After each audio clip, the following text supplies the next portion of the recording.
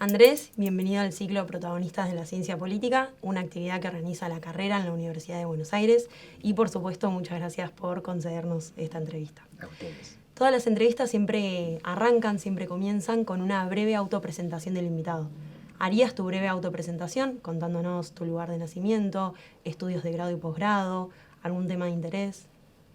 Nací en Buenos Aires, contra lo que muchos piensan, pero me mudé rápido a La Barriga cuando me di cuenta de lo que era Buenos Aires. A los 4 años, con mi familia, mis padres, mis 2 hermanas menores, nos fuimos a vivir a un lugar donde papá y mamá podían trabajar y vernos al mismo tiempo. Y tuve una infancia feliz, una adolescencia feliz, y la posadolescencia fue la ciencia política. Así que se terminó la felicidad. Al revés.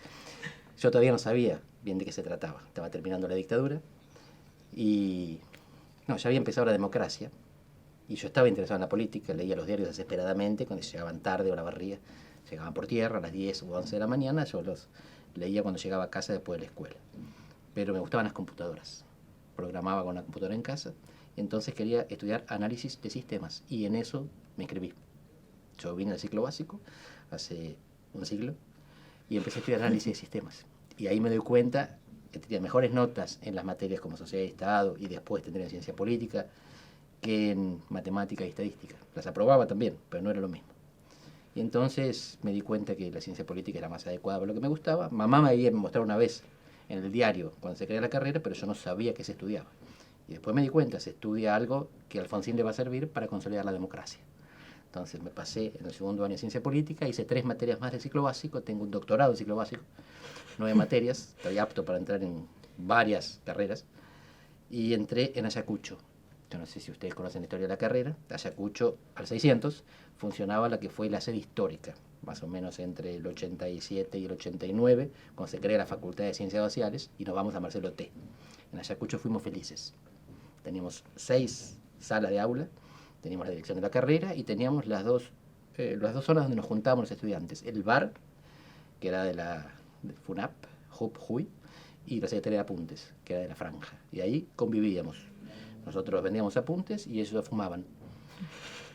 De a poco fuimos creciendo y después terminé la carrera y tuve que trabajar. Y eso es lo que hago, trabajo de politólogo.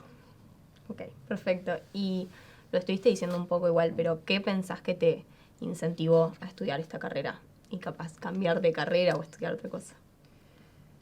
Primero la Guerra Fría. Yo cuando era adolescente contaba cabezas nucleares. Contaba las ojivas, los misiles que tenía Estados Unidos, la Unión Soviética, después China, Gran Bretaña y Francia. Después Malvinas, ahí cuando la guerra se mete con nosotros. Y finalmente Alfonsín, que es también un derivado de Malvinas, aquel que se opuso a la guerra. Así que soy un producto de la Guerra Fría, de la Guerra de Malvinas y de Alfonsín, el que estuvo en contra de las guerras. Y mi interés por estudiar ciencia política es dar una mano, saber qué podía ser de útil para que Argentina nunca más tuviera dictadura. ¿Qué consejo le darías a un joven que está interesado en estudiar esta hermosa carrera? Que no se preocupe por el empleo que viene después. Por una razón muy simple, no relacionada con la política. Y si ustedes escuchan a cualquiera de los que divulgan lo que está pasando con la tecnología, les van a contar que buena parte de los empleos que hoy existen no van a existir en el futuro. Y buena parte de los empleos del futuro todavía no existen. Así que no sabemos, no tenemos idea qué es lo que vamos a hacer, de qué vamos a trabajar. Solo sabemos que si lo hacemos con pasión nos va a ir mejor. Cualquier cosa que haces porque te gusta te va mejor que una cosa que haces porque no te gusta. Entonces, si le gusta la política y la ciencia política, métanle para adelante. No se preocupen por el empleo. Eso viene después y viene seguro. Ok, perfecto. ¿Y cuándo y por qué empezaste a estudiar sobre los procesos de integración regional? Fue una decisión estratégica. Ahí yo no estaba orientado vocacionalmente. A mí me gustaban los partidos, las elecciones, la democracia. Pero me quiero ir a estudiar al Instituto Europeo. El Instituto Universitario Europeo es la Universidad de la Unión Europea que queda en Florencia, en Italia. El lugar que yo elegí, porque me gustaba la ciudad, porque mi plan de vida requería un doctorado con esas características, donde no hiciera falta inglés inicial muy fuerte, después lo adquirís, y donde pudiera volver a los 3 años, en vez de los 4 si te vas a Estados Unidos. Y además quería estudiar con Schmitter y Bartolini. Entonces, digo, Universidad de la Unión Europea, les interesa la integración. ¿Cómo junto lo que me gusta a mí con lo que les gusta a ellos? ¿Cómo hago que me recluten? Y en esa época se hablaba mucho del Parlamento del Mercosur, que estaban por fundarlo, siempre están por fundarlo, ahora hay uno pero no funciona. Bueno, si les preguntan a ellos van a decir que funciona, solo que leyes no hace. Y dije, en la Unión Europea hay un parlamento, familias partidarias. Esas familias ya vienen integradas de antes, hay un partido socialista en cada país, hay un partido demócrata cristiano, una vez que se juntan ya saben quién es el primo. En el Mercosur no, hay partido colorado y nacional en Uruguay, el colorado, pero es diferente en Paraguay, peronismo, radicalismo había en Argentina, después estaba el PT y la socialdemocracia en Brasil. Me preguntaba yo cómo iban a armar los bloques. Entonces lo que yo me propuse es estudiar las familias partidarias en el Parlamento del Mercosur. Era un proyecto de avanzada, porque no había Parlamento del Mercosur, yo quería ver cómo se iba constituyendo. Y así entré. Cuando llego, me pongo a estudiar integración, me fascina el tema, Schmitter lo descubro. Yo sabía quién era Schmitter. Era el padre del neocorporativismo y de las transiciones democráticas junto con Guillermo O'Donnell. Y ahí me entero que su carrera se inicia con Ernie Haas, que es uno de los fundadores de las teorías de la integración regional. Schmitter, antes de ser corporativólogo o transitólogo, fue un integrativólogo. Bien. Los procesos de integración regional parecen estar actualmente en una mala época, sobre todo en comparación con los primeros años y con el entusiasmo de sus promotores. ¿Qué evaluación haces de la Unión Europea y del Mercosur? ¿Crees que cumplieron con las promesas que le dieron origen? ¿Consideras que está en una crisis pasajera o definitiva? La integración regional es un proceso. Los estados son un estado final. Si vos me preguntas cuáles van a ser las fronteras de Uruguay dentro de 100 años, yo te digo las mismas que ahora, probablemente. Francia lo mismo. España no sabemos porque hay gente que se quiere ir, pero Portugal va a ser igual. La Unión Europea no tenemos idea. Hace 20 años no sabíamos que Chipre iba a formar parte de la Unión Europea. Hace 50 años no tenían ni idea que Gran Bretaña iba a entrar. Y después no tenían ni idea que iba a salir. Así que las expectativas son adaptativas. La integración es un monstruo es un blanco móvil. Y entonces lo que uno tiene que hacer es comparar con el pasado y comparar con futuros posibles. En Europa lo que tenemos es paz. Lo que hubo en la historia antes de la integración fue guerra. Así que en principio cumplió el objetivo de que no haya más guerras dentro de los países que se integran. Si vos cruzás la frontera, está Ucrania. Ahí sí hay guerra. Más razón para querer integrarse. La integración te protege. En América Latina, no sé si hay alguna pregunta después, o empiezo a anticiparme. Comienza a anticipar. No nos fue tan bien porque no nos necesitamos tanto. Los países latinoamericanos no somos tan peligrosos ni generamos tantas oportunidades. Si vos no te integrás, no es que el otro te invade.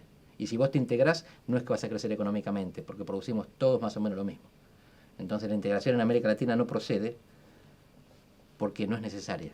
No es por la corrupción o la incompetencia de los gobernantes, o no solamente.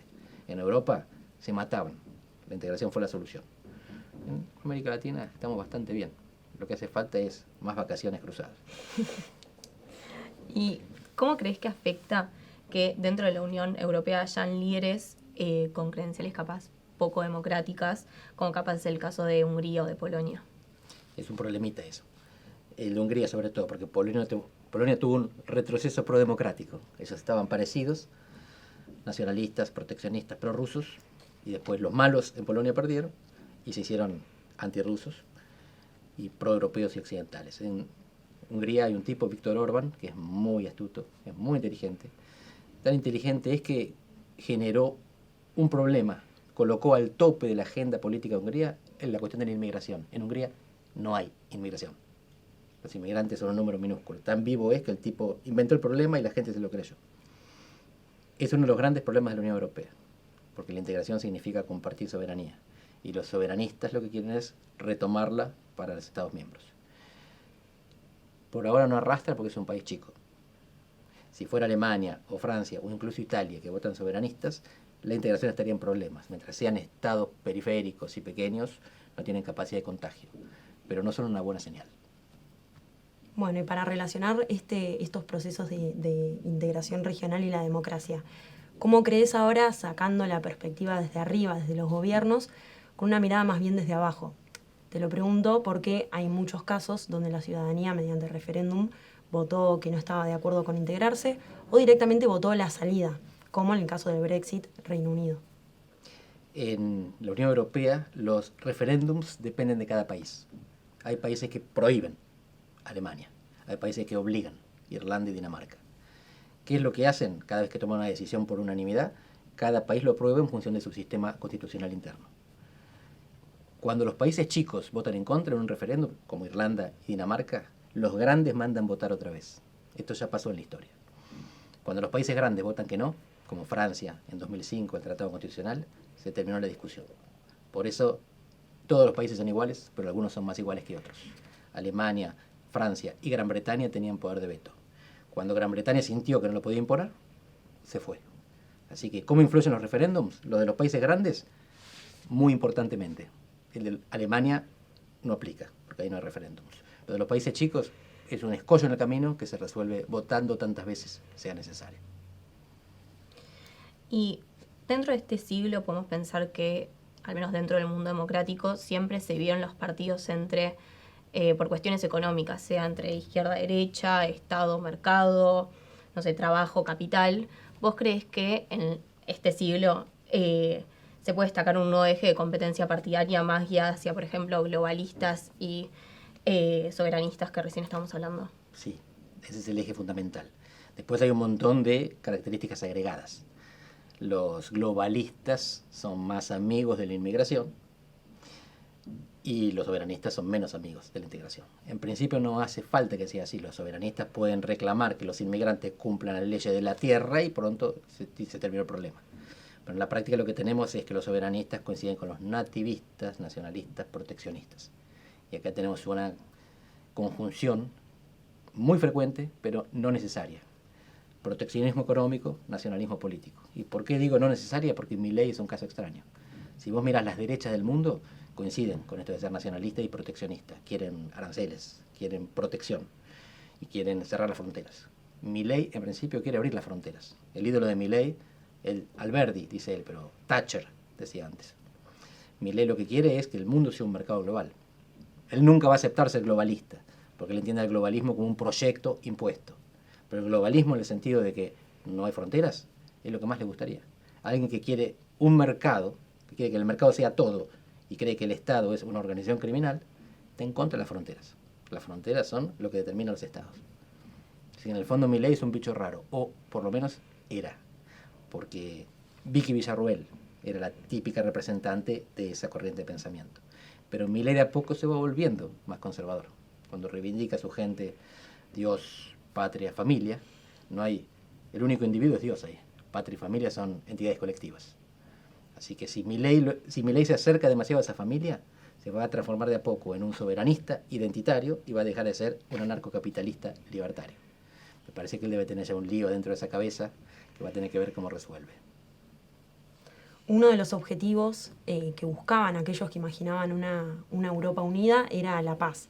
¿Cómo crees que afectan los conflictos bélicos en la Unión Europea? En el caso actual, el conflicto entre Ucrania y Rusia. Son corrosivos. Este conflicto, Europa enfrentó varias crisis a lo largo de los últimos 15 años.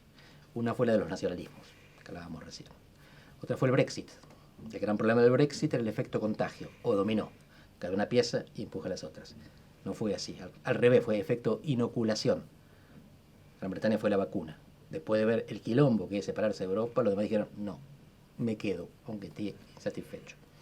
Las migraciones y la crisis del euro.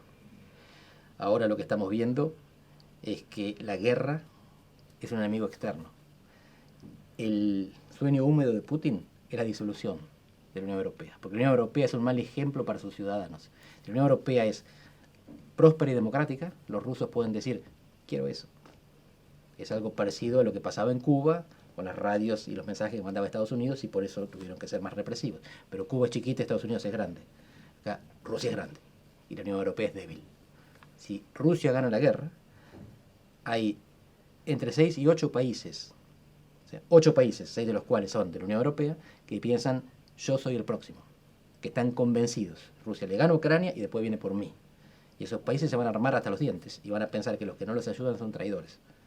Así que la amenaza rusa constituye un ácido que corroe por dentro de la Unión Europea. Además de tener el enemigo en la frontera, marchando y bombardeando, lo que tenés es la división entre aquellos que dicen Rusia es una amenaza existencial y los que dicen no es tan grave. Bueno, ya para ir cerrando un poco, en este formato tenemos una especie de ping-pong de preguntas un poco personales y políticas, así que arrancamos. Primero, la primera pregunta es, ¿qué pensás que hay que leer cuando uno se levanta por la mañana? Si el New York Times o el Popular de la Barriga. Lean los dos. Lean los dos. No se pierdan las noticias del mundo. Bueno, el Popular ahora ya cerró. Leemos Verte, pero no hay demasiadas noticias que le interesen al mundo en la barría. El New York Times sí, pero están sesgadas. Igual, para mí es uno de los mejores diarios del mundo. Si les tengo que recomendar uno todavía mejor, les diría The Economist, que es una revista, pero ellos mismos se llaman newspaper. Es semanal, tiene suscripción, piratéenla. Es la mejor revista del mundo, casi siempre se equivoca, pero la información y la calidad de análisis que tiene es superlativa. Y si no, el Financial Times. Pero si quieren leer buen diario en inglés, gratis, The Guardian, el británico, sin suscripción. Bien, la siguiente pregunta es, ¿qué preferís, una partida de ajedrez o una partida de TEG? Me gustan los dos, elijo TEG porque juego con más amigos. Bien. Muy bien. Después, la siguiente pregunta, ¿fado o tango? Ajá. La ventaja del fado para un tímido patadura es que no se baila. Pero el tango me hace extrañar casa. Y la última, pastelito de Belém o alfajor de chocolate y dulce de leche. Son guachas. No renuncio a ninguno. Tengo dos patrias. El dulce de leche, cuando puedo, meto la cuchara, pero el pastelito de Belén es una maravilla que nadie se tiene que perder. Así que les invito a que vengan a probarlo en Portugal, que no es lo mismo que pueden conseguir en otros lados. Ojalá. Bueno, muchas gracias por participar, Andrés, por el tiempo, el conocimiento. Gracias a Si querés ustedes. agregar algo, Vera. Nada, eso, te admiramos mucho a las dos, así que muchas gracias por esta entrevista. Encantado. La próxima, espero que haya una mesa, un cafecito y medias lunas. Y con eso me Ojalá. tienen cuando quieran.